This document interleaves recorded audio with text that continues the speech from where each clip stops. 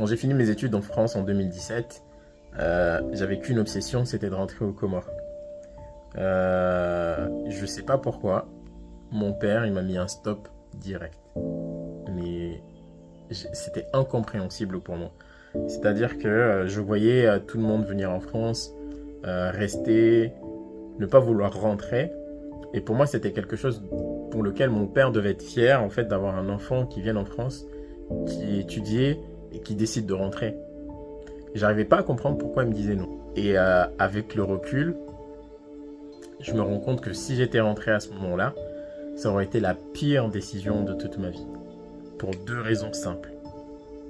Je n'avais aucune expérience et je n'avais aucun projet, si ce n'est le fait de vouloir rentrer. L'amour de votre pays, ce n'est pas suffisant. Aimer votre pays n'est pas suffisant. Avoir un projet, c'est le plus important. Alors bien sûr, ici, je ne parle pas des gens qui veulent rentrer pour être salariés, ça c'est possible.